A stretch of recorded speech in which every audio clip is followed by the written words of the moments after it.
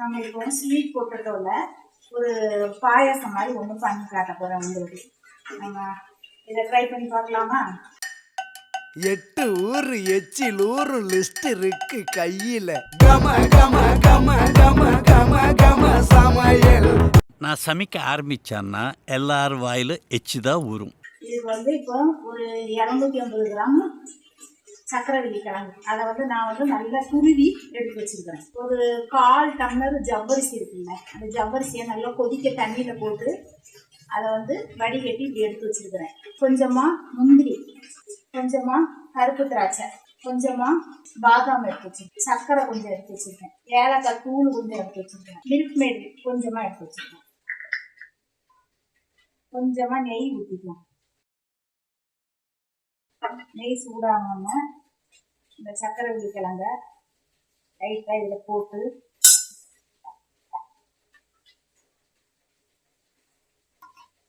வதக்கிக்கலாம்.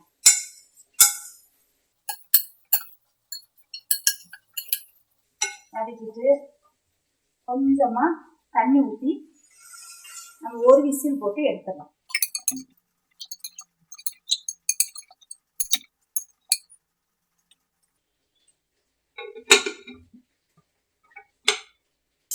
ஒரு விசில் வந்துச்சு.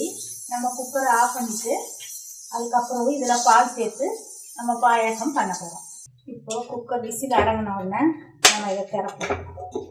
எந்திரிச்சு பாருங்க.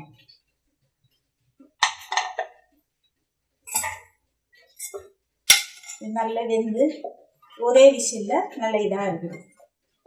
இதை மறுபடி ஸ்டவ் பற்ற வச்சுட்டு இதில் கொஞ்சமாக பால் ஊற்றும். கரெக்டாக 300 ml பால் அதில் ஊற்றிருக்கிறேன்.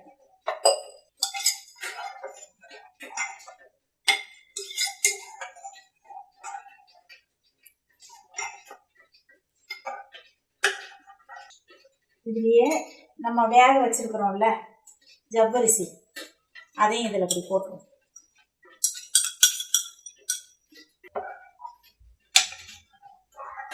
இது நம்ம கிழங்கா வேக வச்சு சாப்பிட்டோம்னா அது சரியாக சாப்பிட மாட்டாங்க. அதே இந்த மாதிரி பாயசமாக வச்சு கொடுத்தோன்னு வச்சுங்களேன், சாப்பிட்றதுக்கு ரொம்ப நல்லாவும் இருக்கும், டேஸ்டாகவும் இருக்கும்.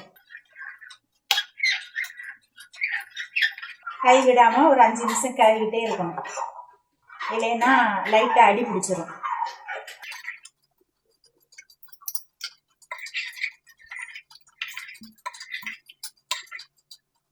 இந்த லைட்டாக சூடாகி வந்துச்சு பாருங்க. கொதிச்சு வரும்போது நம்ம எடுத்து வச்சுருக்க சர்க்கரை இதில் போட்டுவோம்.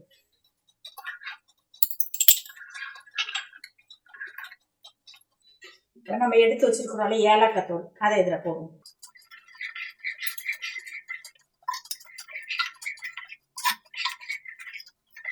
பாருங்க, பார்க்கறதுக்கே நல்ல கலர்ஃபுல்லாக இருக்கும். இந்த ஜவ்வரிசி எல்லாம் நல்ல ஜெல்லி மாதிரி தெரியுதா? அப்போ எல்லாரும் இதை விரும்பி சாப்பிடுவாங்க, நல்லா இருக்கும். அவிச்சு சாப்பிட்றத விட இந்த மாதிரி சாப்பிடும்போது நல்லா இருக்கும். இது கூட டேஸ்ட்டுக்காக கொஞ்சமாக நம்ம மில்க் மேட் சேர்க்க போகிறோம். ஒரு 2 ஸ்பூன் அளவுக்கு தான் சேர்க்குறேன் மில்க் மேட். உங்களுக்கு இன்னும் அதிகமாக வேணும்னா கூட நீங்கள் சேர்த்துக்கலாம். நான் எடுத்துருக்கிற சக்கரவள்ளி கிழங்கு 1/4 கிலோ சக்கரவள்ளி கிழங்கு. அதுவே பாருங்க நிறைய வந்துச்சு பார்த்தீங்களா, 1/4 கிலோக்கே. இதுவே ஒரு 6-7 பேர் சாப்பிடலாம்.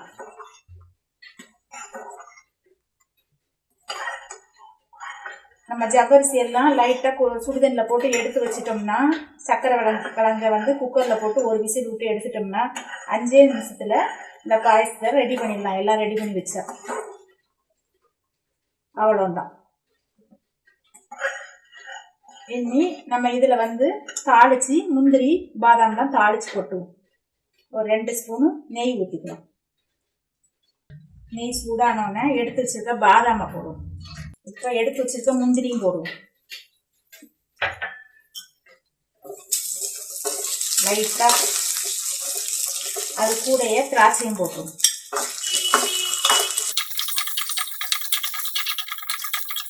இப்போ நம்ம அப்படியே எடுத்து பாயாசத்தில் கொட்டிடுவோம்.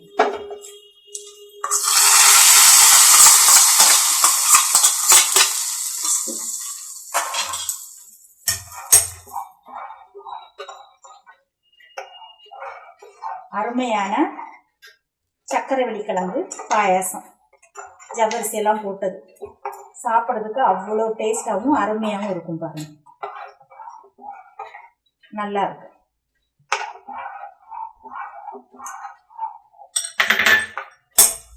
அருமையான ஜவ்வரிசி ஸ்வீட் பொட்டேட்டோவும் சேர்ந்த பாயாசம். 8 ஊரு எச்சில் ஊரும் லிஸ்ட் இருக்கு கையில. கம கம கம கம கம கம சமையல்